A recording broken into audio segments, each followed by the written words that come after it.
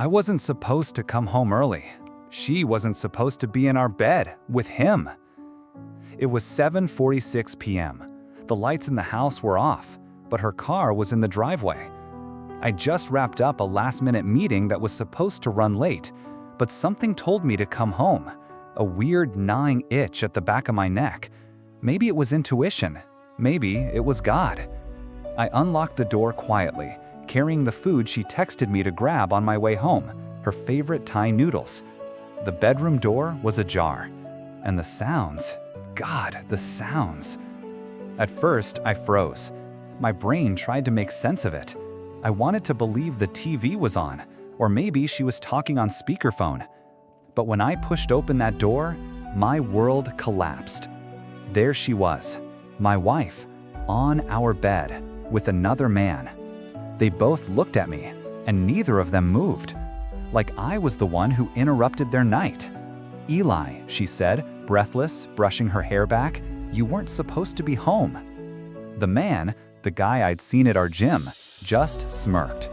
No apology, no shame, just naked arrogance. My hand tightened on the food bag until the plastic snapped. I didn't yell, I didn't cry. I turned, walked out. My body was numb, but my mind was burning with 100 questions. Who was he? How long? Why didn't I see it? Why didn't it hurt more? Yet. That night, I slept in my car, in our driveway. I stared at our bedroom window until sunrise. And when she finally came out with that same calm face, sipping coffee like nothing had happened, she said, "We need to talk."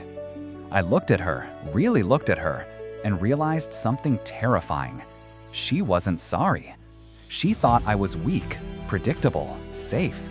She thought I'd forgive her, again. But this time, she didn't know who she just created. The morning after the betrayal wasn't loud. It was too quiet. The kind of silence that settles in after a bomb explodes, when the debris is still floating in the air, and everyone's too stunned to speak. I hadn't slept. I spent the entire night in the driver's seat of my car, parked just outside our house.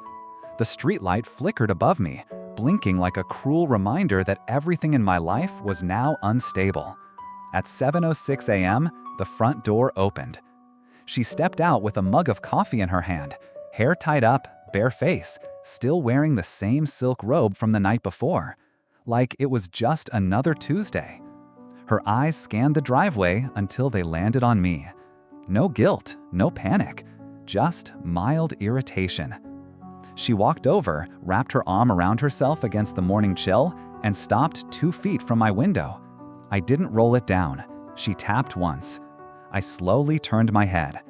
Then she spoke the words that made my stomach turn.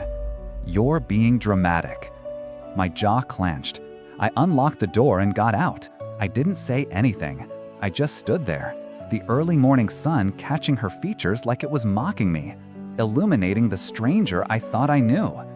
"Let's talk inside," she said. I followed her back in, feeling like a ghost in my own home. The couch still had a dent from where he sat. His cologne still hung in the air. My chest burned. She sat, crossed her legs, sipped her coffee. I didn't sit. She said, "So, I guess you saw everything." I didn't answer. She sighed, as if I was the one making this difficult. "Look, Eli, I didn't mean for you to find out like that." I finally spoke. "Like that? You mean while you were still on top of him?" Her eyes flickered. For a moment, I thought I saw something like shame. But no, it wasn't shame. It was annoyance. "Don't be cruel," she said quietly. My fists curled. I wanted to yell. I wanted to smash something. But instead, I did what I'd always done, what made me safe to her. I stayed calm. "How long has this been going on?" I asked. She took another sip of her coffee. "About 6 months." I laughed, but it came out hollow. 6 months. Half a year of lies, of fake kisses, of my bed being used by someone else. "And who is he?" I asked. "A trainer, from my gym." So it was him. The guy who'd nodded at me a few times when I picked her up, who offered me a towel once, That smug bastard had looked me in the eyes, knowing he was sleeping with my wife. "What now?" I asked. "Are you leaving me for him?" She paused. "No, he's not the forever type," she said casually. "It was an escape, something different, but I'm still your wife." I stared at her, stunned. "You cheated? In our home? While I was still your husband?" She stood up and set her cup down. "But we're still a team, Eli. You provide, I hold things together. I know I messed up, but can we move past it, like last time?" I blinked. "Last time?" She froze.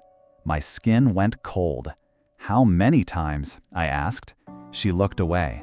I stepped back, like I'd just been hit in the chest. "How many times, Claire?" Her voice was barely a whisper. 3. The room tilted. 3 people? I asked. "No," she said, not meeting my eyes.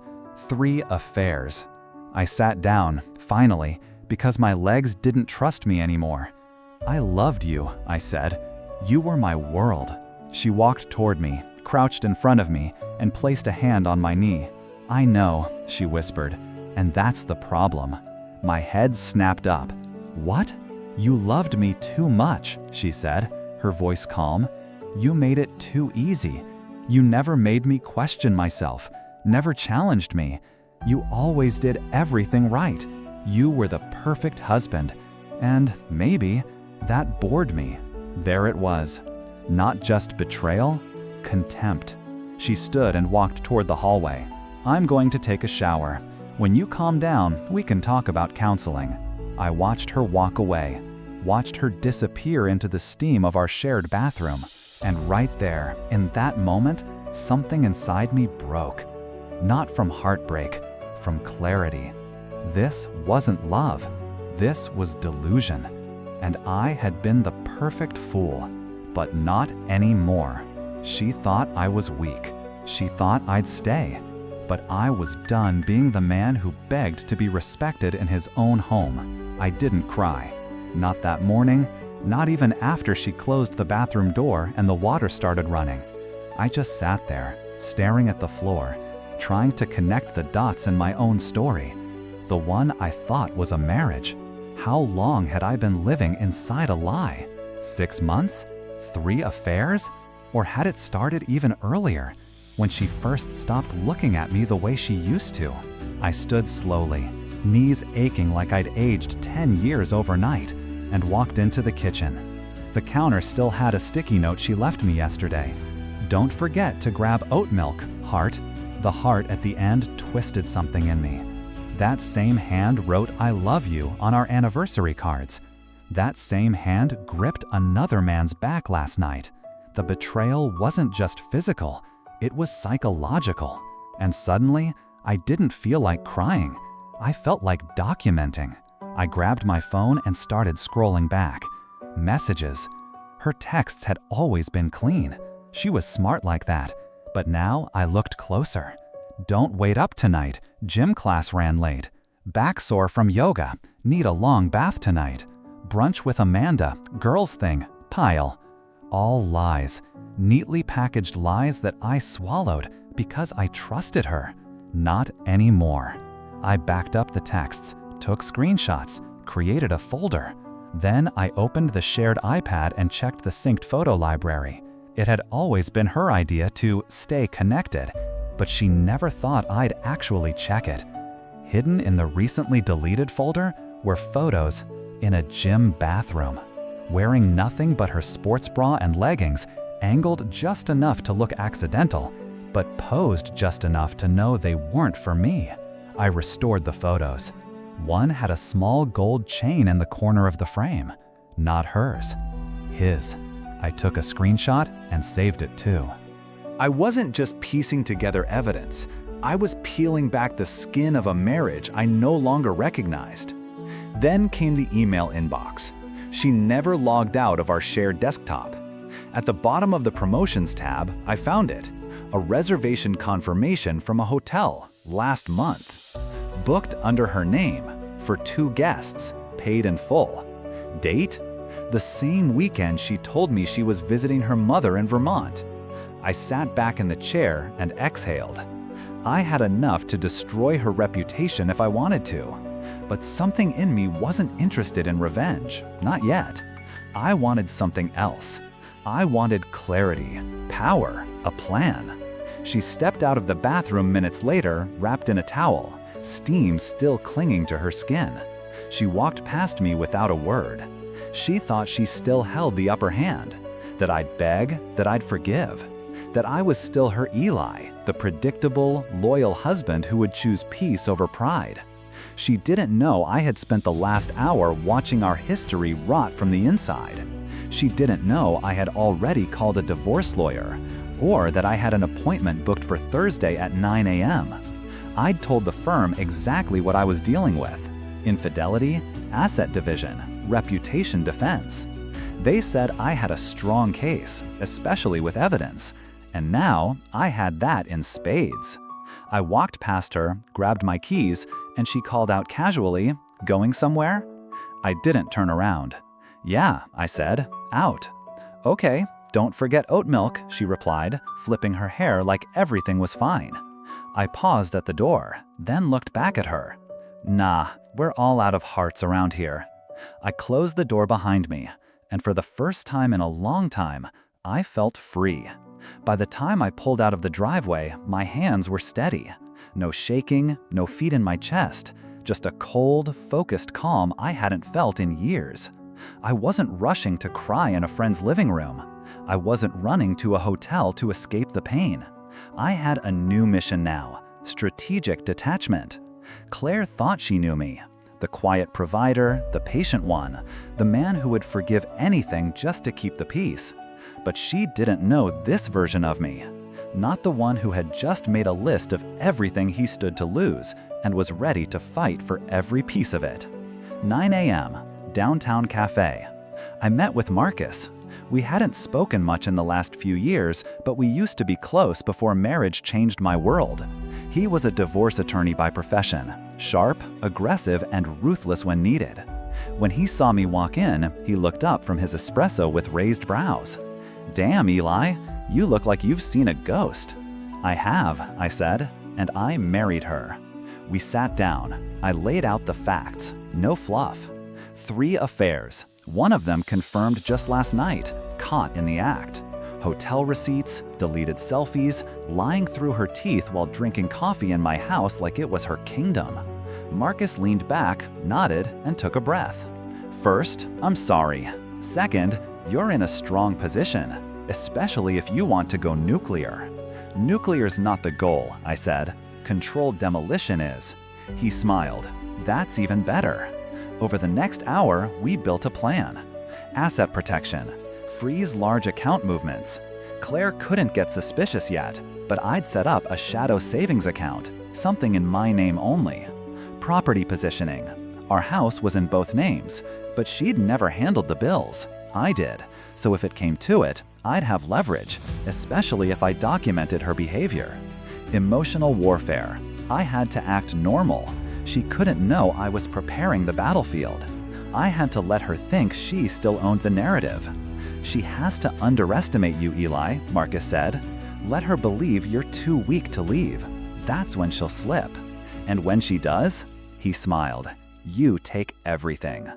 Back home, 3:42 p.m. She was on the patio when I returned, sipping white wine like she was filming an ad for Entitled Wives Weekly. She looked over her sunglasses and said, "You okay?"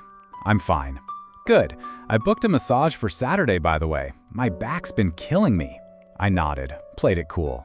She had no idea. That night, I made dinner, her favorite, rosemary chicken with wild rice. She looked at me like I'd just gifted her the moon. "See," she said sweetly, "I knew we could move past this." She leaned over to kiss my cheek. I let her, even smiled. Because now I wasn't reacting, I was collecting. Everything was data, her moods, her patterns, her lies. When she showered that night, I checked her nightstand. Inside, a second phone. Cheap burner type, hidden under a silk scarf. Bingo. I didn't touch it, just snapped a photo. Then I opened my notes and wrote one more line. "She's still cheating, and she thinks I'm still sleeping." 11:12 p.m. my side of the bed. She curled against me that night. I let her, because the best revenge doesn't scream, it whispers. And I wasn't just whispering anymore. I was preparing to rewrite the ending of her story.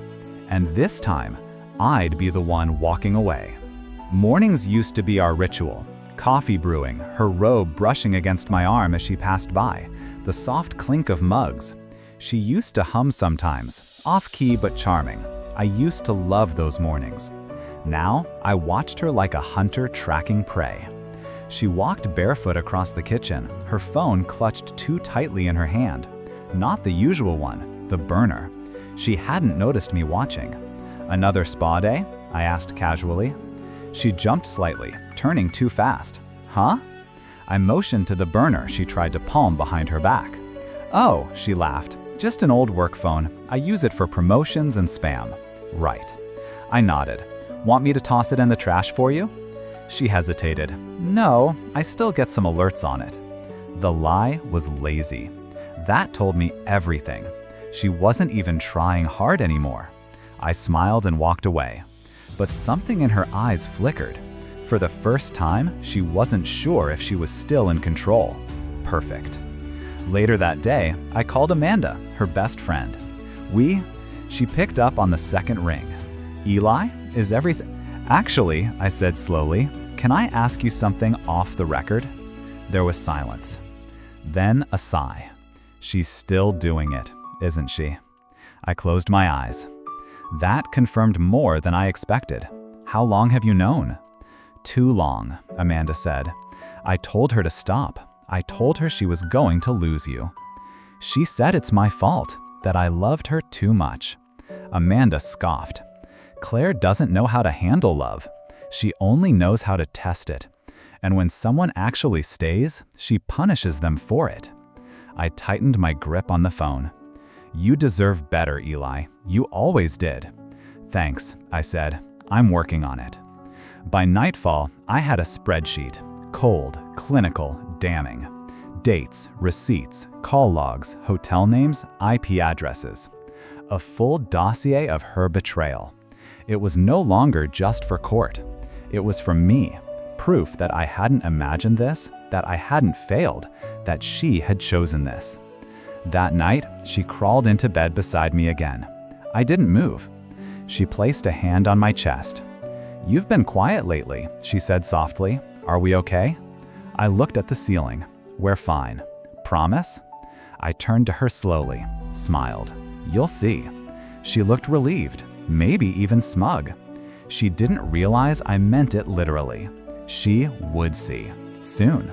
Because now I was no longer trying to fix a marriage. I was building a mirror. And when I was done, I'd hold it up to her, so she could finally look at the monster she'd become. She was humming again, in the bathroom, soft and sweet, like everything was perfect. Like the man she'd betrayed, lied to, gaslit, and disrespected hadn't just laid in the bed beside her, awake, eyes wide open, listening to every note like a needle to the skin. Claire had always been skilled at illusions. She knew how to perform normal. She could stand in a burning room and convince everyone it was candlelight. But I wasn't her audience anymore. I was the man backstage, watching her strings fray. I had made my decision. This marriage was over. But I wasn't walking out empty-handed, and I sure as hell wasn't walking out silent. I was going to make sure when the final curtain dropped, everyone she had fooled would know the truth. Not out of spite, out of justice. She had painted me as the weak husband, the safe fallback, the man who didn't excite her anymore. But what she didn't realize was that I had become a man who had stopped needing her approval, and that man was dangerous. That morning, I sent the first message. It was simple, sent from a burner account I'd made. "You don't know me, but you should know who your trainer's been seeing behind your back. Claire M., married. Attached her photos and hotel receipts. You deserve better." I sent it to a woman named Lila. Her Instagram bio read, "Engaged to the strongest man I know, rising heart star." That strongest man was the one I'd caught in my bed. 10 minutes later, my phone buzzed. Unknown number. I let it go to voicemail. I listened. The woman was sobbing, furious, grateful. "You saved me," she said between gasps. "I thought I was crazy. He always denied it. I'm done. Thank you." Checkmate, Claire. One less person to protect her. Later that day, Claire came into the living room wearing a cream blouse tucked into her high-waisted jeans. Her makeup was light but perfect, foundation, mascara, and that smug little smirk she wore like armor. "I'm meeting the girls for drinks," she said, grabbing her bag. "Which girls?" I asked. She paused. "Amanda, maybe Tara." Lie. Amanda had already told me she wasn't speaking to Claire anymore, not after what she'd done, and not after I told Amanda I knew. "Cool," I said. "Tell Amanda I said hi." Claire blanked. "Sure, will do." Her voice was an octave higher. Her shoes tapped a little too quickly on the hardwood as she laughed. She was nervous. She should be. By now, I had installed 2 cameras, legal ones, discreet. One in the hallway, one in the living room. I didn't need a sex tape. I just needed patterns, evidence of abandonment, emotional manipulation, proof that I'd been the one left behind, not the one who gave up. Because court doesn't care about who hurts more, it cares about who documents better. That night, I checked the footage. She didn't come home until 2:11 a.m. No friends, no Amanda, just her, alone, smelling like cheap perfume that wasn't hers. I didn't say anything in the morning. She was chipper, talked about how Amanda was being weird lately. I just smiled and kissed her on the forehead. "Maybe you should look in the mirror," I said softly. She froze for half a second, but I was already pouring my coffee. She didn't ask what I meant, because she knew. She felt it. Something in the air had changed. The mirror was forming, and soon I'd make her stand in front of it, naked, exposed, with nowhere left to lie. Because I wasn't her shadow anymore. I was the storm she never saw coming. The next evening, I heard her laugh through the walls. It was faint, but not the kind you share with friends.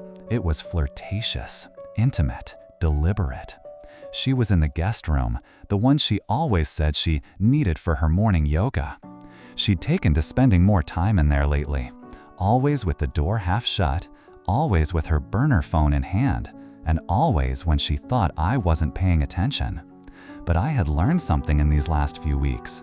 People who lie often talk too much when they feel guilty, and people who cheat get sloppy when they think they've already won. I pressed my ear against the wall and listened. Muffled voice, male, on speaker. Then Claire again, giggling like a teenager. "No, you didn't. You're bad. You're so bad." Pause. "I told you, he doesn't suspect a thing. He's still making me dinner." Another laugh. My jaw clenched, but I didn't react. I just walked into the hallway, quietly. I pressed record on my phone and slid it under the door. 5 minutes, that's all I needed.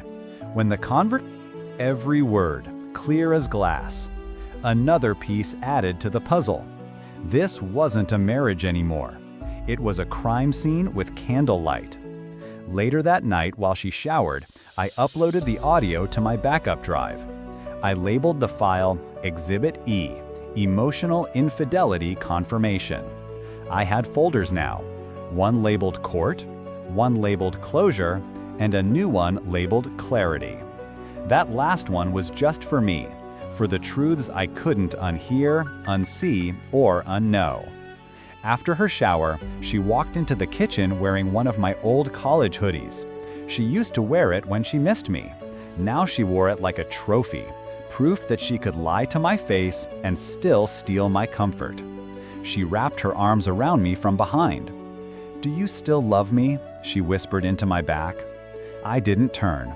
I stirred the pasta. Of course. A lie, just like hers. "Then why are you being so distant lately?" she asked. I turned, finally, and looked her straight in the eye. maybe you're just imagining things." Her smile faltered, just for a second, then returned. She kissed my cheek. "I don't like it when you keep secrets." I almost laughed, but instead I wiped my hands and kissed her forehead. Neither do I. That night, I slept like a man with a full deck in his hand. Every card stacked, every move calculated. She had no idea that her entire world was now under silent surveillance. Not out of spite, out of survival. She chose the mask. I chose the mirror. And mirrors don't lie. The smell of roses filled the kitchen that morning. A bouquet sat on the table, fresh, expensive, and not from me. Claire was already dressed. Slim black dress, subtle heels, a shade of lipstick she only wore when she was trying to impress someone. She saw me looking at the flowers and smiled sweetly. "From Amanda," she said, without a blink. She felt bad about being distant. I walked closer, pulled out the card tucked between the stems. No name, just one word: tonight. I met her eyes. She didn't flinch. I nodded. "That's nice of Amanda." She hummed in agreement, pouring herself coffee like nothing was wrong. But everything was wrong, and now it was bleeding through the cracks in her perfect face. Later that day, I checked the guest room again. Her burner phone was gone. The closet, once filled with yoga mats and scented oils, now had a small overnight bag tucked in the corner. Packed, zipped, prepared. She was planning something, probably tonight, and I was going to let her. That evening, she changed in the bathroom, emerging 30 minutes later smelling like perfume I hadn't bought in years. She stood at the mirror, adjusting a gold necklace I hadn't seen before. "You're going somewhere?" I asked from the hallway. She didn't turn. "Dinner with Amanda and a couple of the girls. You wouldn't know them." Another lie. Her eyes met mine in the reflection. "You okay with that?" "Of course," I said, stepping closer. "You should go. Have fun." She smiled again, that fake little smile she wore when she thought she was getting away with something. At 8:27 p.m., she left. By 8:40, I had followed her. I didn't get out of the car. I parked on the other side of the street and watched as she walked into the lobby of the Highgate Hotel, our anniversary spot, the one she said had too many memories to ever return to. She was laughing again, this time on someone else's arm. He was tall, younger, tattooed forearm. She leaned into him like she belonged there. And for a moment, I felt nothing. No rage, no sadness, just detachment. I wasn't watching my wife. I was watching a stranger parade in the skin of someone I used to love. They disappeared into the elevator. I snapped a photo, time-stamped it, saved it. Then I drove home. I didn't need to confront her. Not yet. I needed her to dig the hole deeper, to keep lying, to keep thinking I was still that soft-hearted husband who would never raise his voice, never raise a hand, never walk away. She would return home with a fake story, some laughter, maybe a made-up drama about Amanda crying over an ex. And I'd listen, I'd nod, I'd even kiss her cheek. Because the best kind of revenge isn't fire, it's ice. Controlled, slow, inevitable. And soon, she'd wake up to find the house empty. Her name scrubbed from the account. Her lies delivered, neatly and thoroughly, to everyone she thought would protect her. I sat in the living room in silence, phone in hand, staring at the last image of her walking into that hotel. I whispered to myself, "Keep going, Claire," because the more she lied, the more I would win. She came home at 1:06 a.m. I didn't move from the couch. The front door creaked open, slow and calculated, like she wanted to control the volume of her guilt. Her heels clicked across the hardwood in uneven steps. Tipsy, maybe, or just off balance from the man she had spent the evening with. She peeked into the living room. I was still. Lights dimmed, TV playing low. I didn't even look at her, just sipped the same untouched drink I'd held for hours. She cleared her throat, like she needed to announce herself, like she hadn't spent the last 4 hours doing everything but being a wife. "Hey," she said casually, kicking her shoes off. I didn't respond. She walked further in, wrapping her arms around herself like she suddenly remembered she was supposed to look fragile. "I know I'm late. Amanda's breakup turned into a whole thing. She drank too much. I had to stay." I finally turned toward her. Her hair was tousled, lipstick smudged, the smell of unfamiliar cologne clung to her blouse. "Rough night," I said flatly. She nodded too quickly. "Yeah, she's a mess. I felt bad leaving her like that." I stared into her eyes. She blinked. The first crack. I stood and walked toward her. Not fast, not angry, just steady. She stiffened, unsure. I reached up and gently touched her cheek, wiping the smudged lipstick with my thumb. "You missed a spot," I whispered. Her breath caught. She knew. But she didn't speak, didn't confess, didn't apologize. She just stood there, frozen in the performance she no longer remembered the lines for. I walked past her, into the bedroom, closed the door, and locked it. That night, I didn't sleep in our bed. I slept on top of it, fully dressed, phone in hand, re-watching the hotel footage. I'd had a PI stationed in the hotel lobby after I saw her enter. I now had everything. The time-stamped video of her arriving with him, the room number, the exit footage, 2 hours later, hair undone, same man following 10 steps behind. The kiss, outside, streetlight catching it like a spotlight. Undeniable, unforgivable. By sunrise, I had copied all the evidence into a flash drive and sealed it in an envelope. The label, Claire, Truth Hurts. Next, I booked 3 appointments. With Marcus, my divorce attorney, to initiate proceedings with proof of repeated infidelity and abandonment. With my accountant, to prepare immediate financial separation and freeze joint accounts. With a realtor, to begin listing the house, my house, the one she treated like a hotel. At 8:02 a.m., I walked into the kitchen.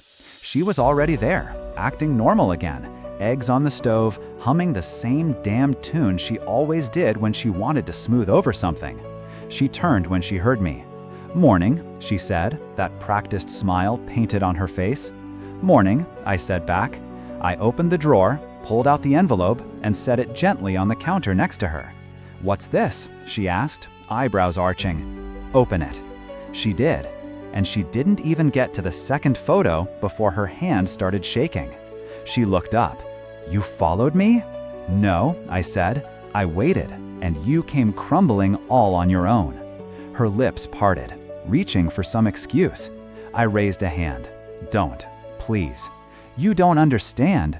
"I understand everything now," I interrupted, voice calm. "I understand what I'm married. I understand what I accepted for years, but more importantly, I understand what I'll never accept again." She stepped closer. "Eli, wait." "There's no wait. I've already filed. You'll be served today." Her face collapsed. "You're ending this? Just like that?" "No," I said. "You ended this. I'm just turning off the lights." For the first time, her mask cracked all the way. Tears welled up, but they weren't grief. They were fear. Fear of losing control. Fear of losing me, the man she never thought would leave. I walked out of the kitchen without another word, without another glance. Because this wasn't the end of our story. It was the beginning of mine. She didn't cry at first.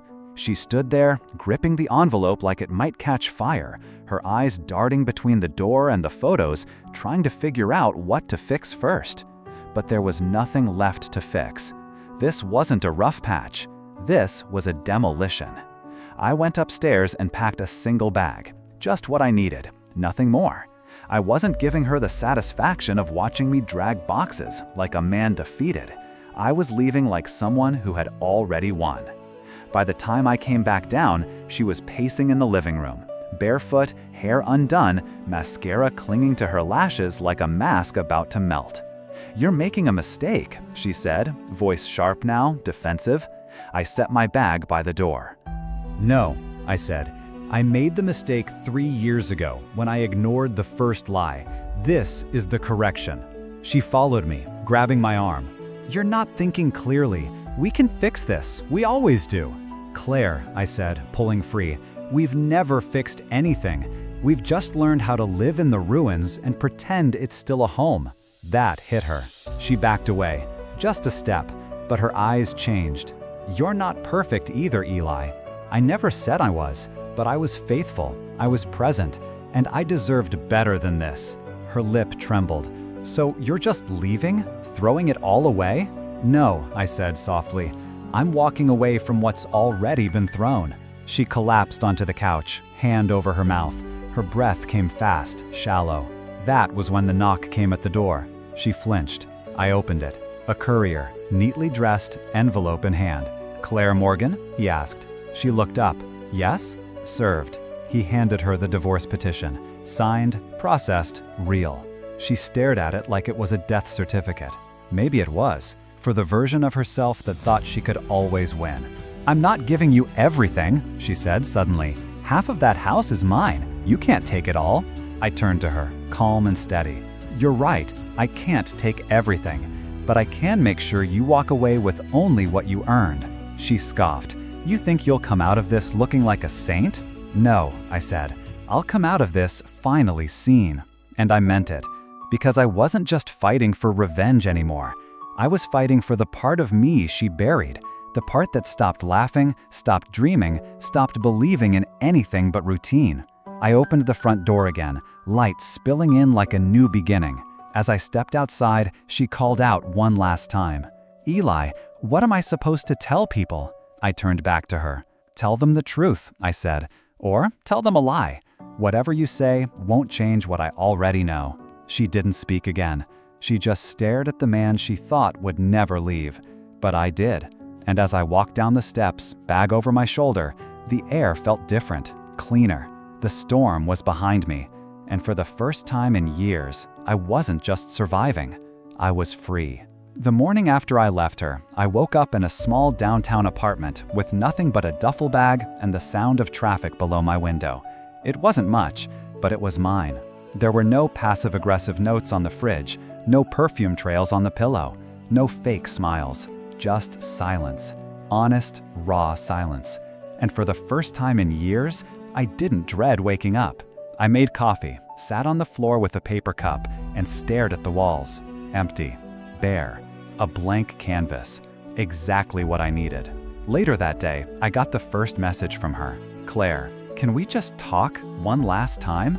I didn't reply. 2 hours later, another. "Claire, you're throwing away everything we built." That one made me pause. Because we did build something. A life, a home, a history. But she was the one who took a wrecking ball to it. I wasn't throwing anything away. I was stepping out of the rubble. By noon, the news had started to spread. Amanda texted me. "She's already spinning it, saying you were cold, emotionally absent." Of course she was. Claire had always needed an audience, always needed to be the victim in the stories she told other people. But I didn't care anymore. I didn't need anyone to take my side. I knew the truth, and I had the scars to prove it. Still, I sent Amanda the photo of Claire and her trainer entering the hotel, time-stamped, clear as day. Amanda replied 10 minutes later, "Jesus, I'm sorry I ever believed her." Forgiven. Because I wasn't holding grudges. I was cutting cords. Later that week, I got a call from Marcus, my lawyer. "She's stalling," he said. "Hasn't responded formally to the petition yet." "She will," I said. "She's panicking. Her lawyer's trying to push for mediation instead of court." "Of course they are. She's afraid of what you have." I smiled. Good. She should be. That night, Claire showed up at the apartment. She knocked once. Then, again, louder. I watched through the peephole. She looked smaller somehow. Her makeup was messy. Her eyes ringed with something that looked like regret, but I couldn't be sure. I didn't open the door. She called out softly, "Eli, please, just let me explain." I leaned against the door, listening. "I made mistakes. I know that," she said. "But we were good once, weren't we? You were my best friend. I almost believed it. Almost. But best friends don't sleep with strangers while you're out picking up dinner. They don't call you boring while they're still living under your roof. They don't turn your heart into a doormat. She stayed out there for another 10 minutes. I let her speak, let her cry, let her beg, and I never opened the door. Because I had already buried the version of me who would have forgiven her. That man was gone. This was the funeral of a marriage, and I was the only one in black. 2 weeks passed, 2 weeks without her voice in the house, without the sound of her keys jangling on the counter, without the forced smiles or hollow hugs.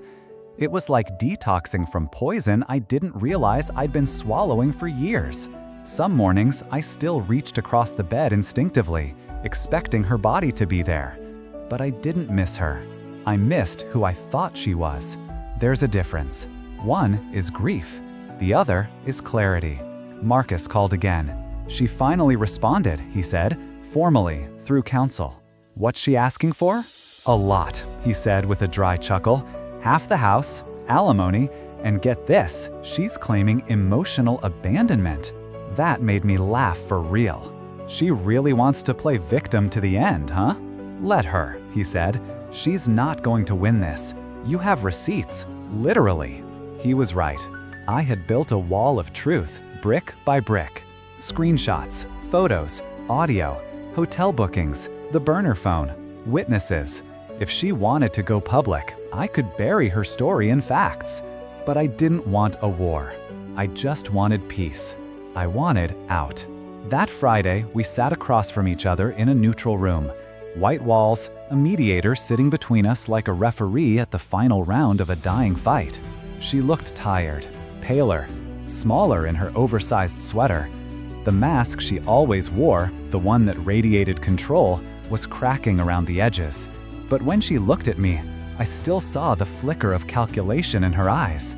Eli, she began, I just want to say, I never meant to hurt you. I didn't respond. She continued. I was lonely. I felt unseen.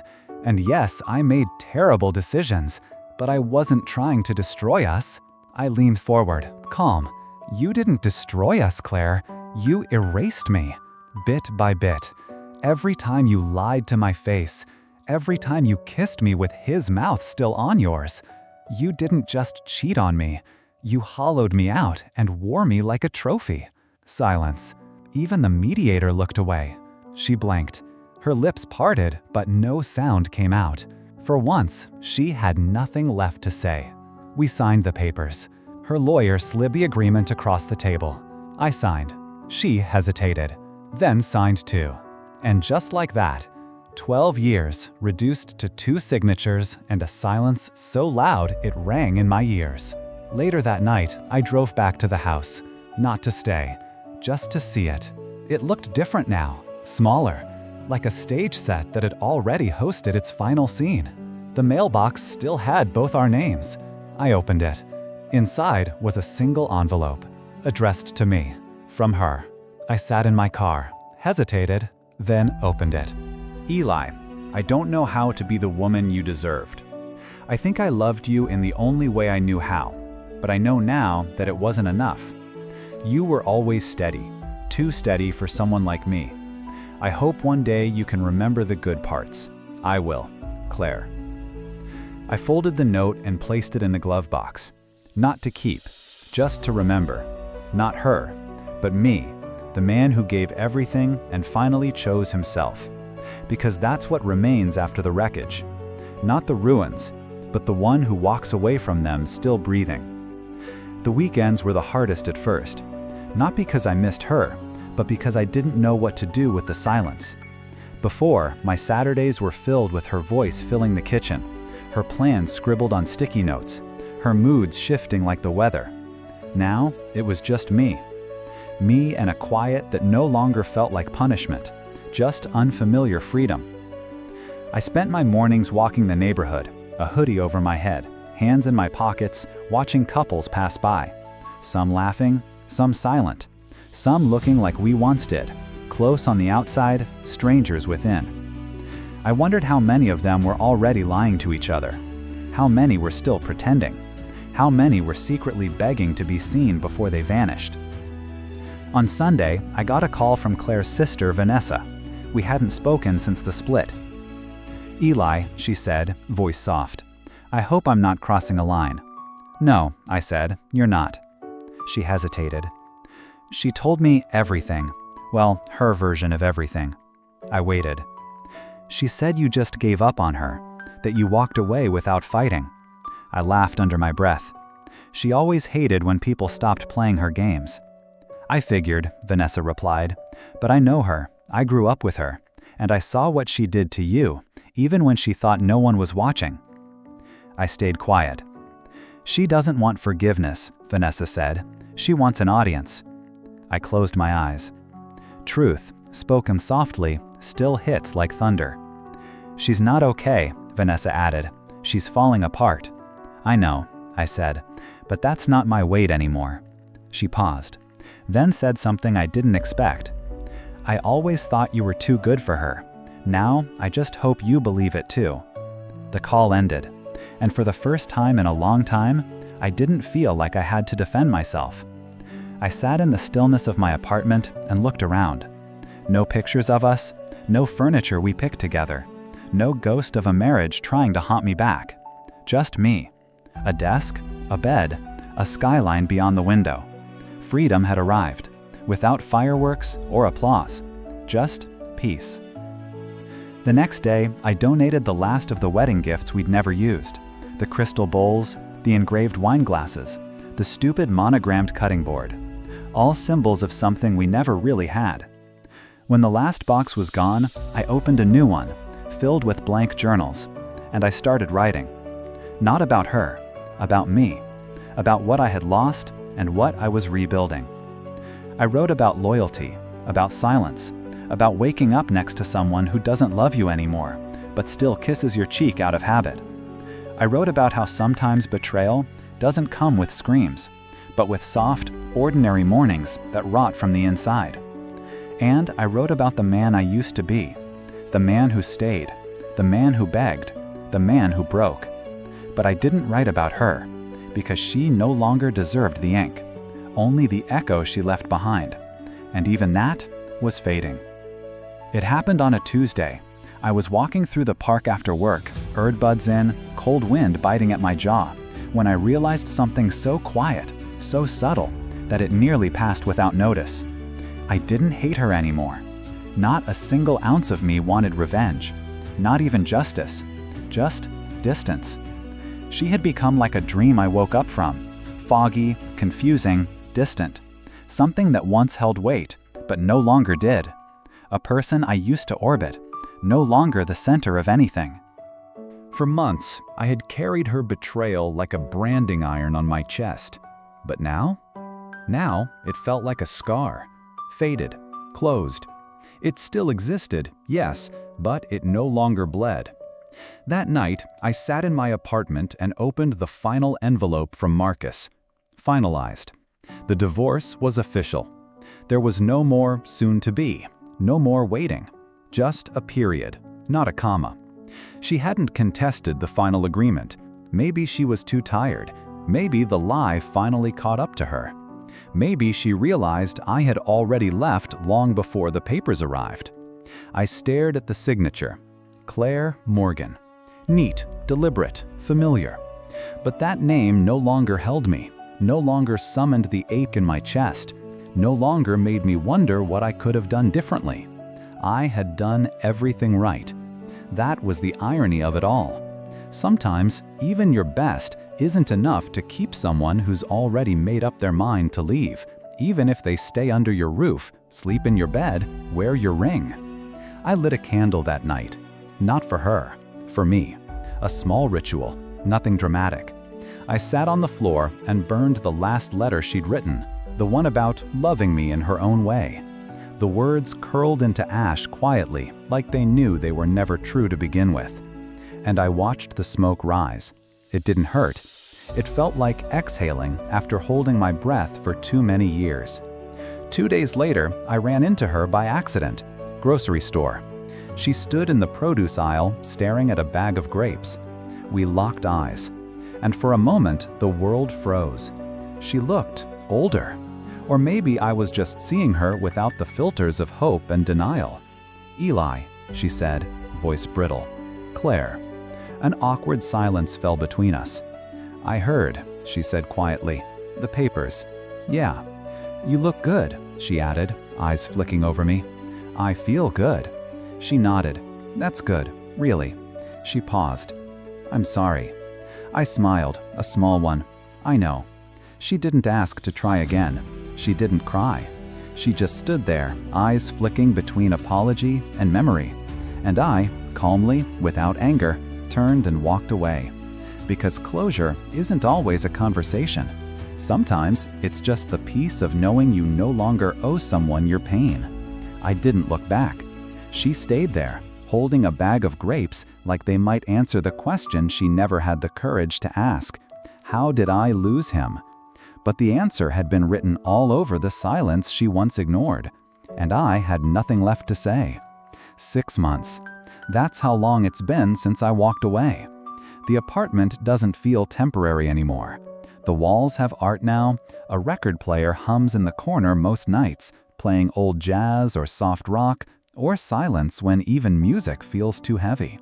My closet is mine. My bed is mine. My peace is mine. I don't flinch when I wake up alone. I don't check my phone for excuses. I don't wait for apologies that never meant anything in the first place. I don't survive the day anymore. I live it. Last weekend, I went hiking. Nothing major, just a few hours outside the city, where the air is cleaner and the noise of life thins out. At the summit, I sat on a rock and looked out over the trees. For a moment, I thought about her. Not with longing, not even with bitterness, just reflection. There was a time when I would have given up everything for her happiness. Now, I understood something deeper. You don't set yourself on fire to keep someone warm who brings their own matches. She had burned the life we built, and for a while, I stood there trying to save the ashes. But I'm done with ashes. I'm building again. I started writing, really writing. Not just late-night rants or notes to my future self. Essays, reflections, maybe even a book someday. Not about her, but about me. About men who give too much. About quiet heartbreaks and invisible wounds. About what it means to be a good man in a world that sometimes sees goodness as weakness. I even joined a local group for men recovering from betrayal. Every Thursday night, we sit in a circle, drink bad coffee, and tell the truths we used to bury in silence. And I see them in me. The blank stares, the trembling voices, the men who stayed too long, the ones who walked too late. I tell them they're not broken, just bruised, and bruises fade. Claire reached out once more. A short message, no drama. "I'm moving, thought you should know. I hope you're okay." I read it, then deleted it. Because I didn't need closure from her anymore. I had already written my own. Sometimes love ends with a scream. Other times it ends with a sigh. Ours ended with a door quietly closing and never being opened again. And I'm grateful. Because I didn't just lose her, I found me. And in the wreckage of everything she destroyed, I discovered the one thing she never saw coming. A man who doesn't beg. A man who doesn't stay where he's unloved. A man who walks away, not because he's weak, but because he finally remembered his worth. This wasn't the story of a woman who broke a man. It was the story of a man who healed himself after being shattered. And that was the real love story all along. The one I'll never let go of again. The one where I choose me every damn time.